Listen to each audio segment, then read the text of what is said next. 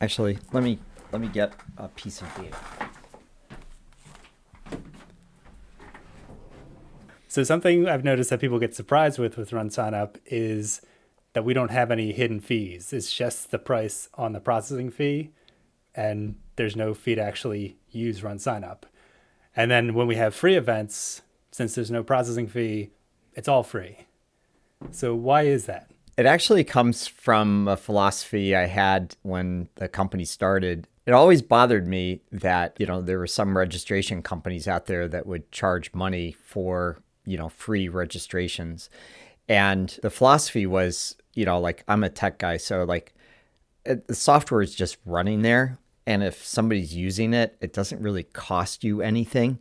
The computer's already running, the software is already running. And the way that our business operates is that we make enough money off of processing fees from people who do want to process real transactions on our system that it doesn't cost us anything. So why should we charge anybody for that?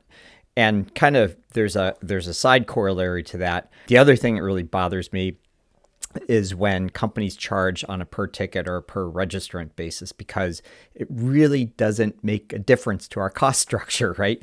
We had to develop the software, which is the major part of our cost structure. And then the other major part of our cost structure is paying the credit card fees. And those are calculated basically on the checkout amount. And so it just never, those two things never made sense to me. And I wanted to kind of set that as the parameter at the very beginning. And from a business perspective, I think it's wound up being really good for us. I checked some stats. I just checked some stats.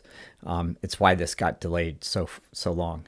I delayed you by like a minute or two. You right? did sit down and then you left the room. I did. I did. What did I do? The stat that I looked up is so far today, and what is it? It's about 10 after 2.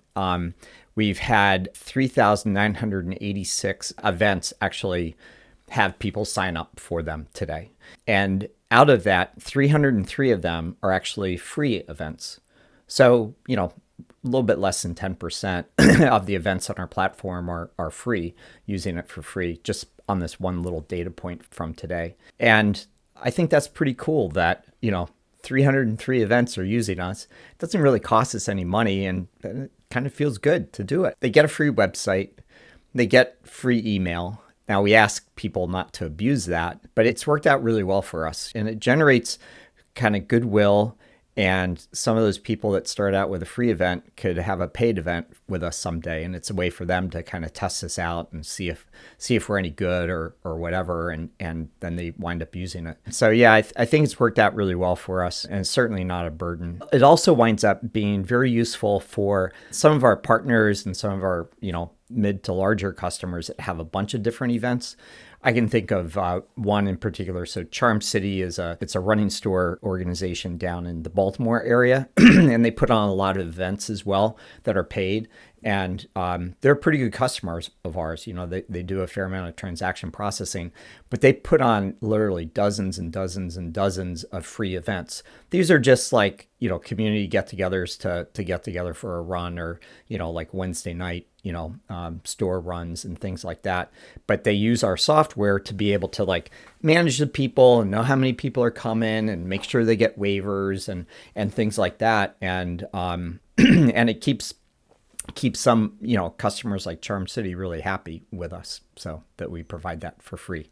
Just a side little benefit. Doesn't cost us anything. It makes them happy. So yeah. The one area where, and we get this occasionally, is, in races, there's people that will be quote unquote bandits, like they don't really sign up and they just run the race and they get some of the benefits of being part of it, but not really contributing to the community.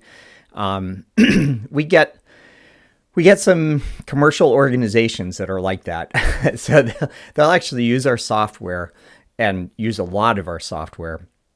And some will even like use our free email, to send out email, but they use somebody else to do all of the registration.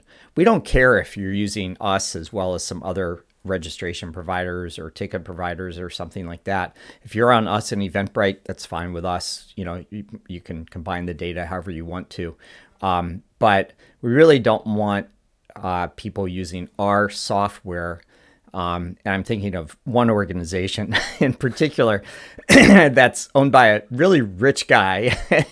And he put on an event, and he had his people talk with us, and they said, "Oh, we don't see any value in your software." What they did is they actually used our software to do all the registration, all the tracking, post results, all that notification stuff for free.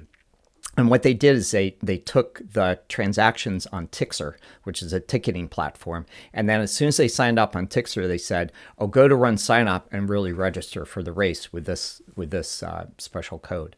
So they were paying in one place and then coming to us to sign up. For Yeah, free. and Okay. I just find that kind of, I don't know.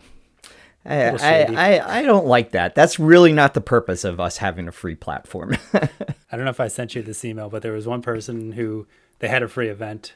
They didn't pay anything. So then by the end of it, they were like, "How much do I owe you?" And like, "How much do I pay?" And then I explained it was free. And then they still wanted to pay something. So I just gave them my address. Yeah, here's my Venmo. Yeah. That'll be $200. Only 200. That's great.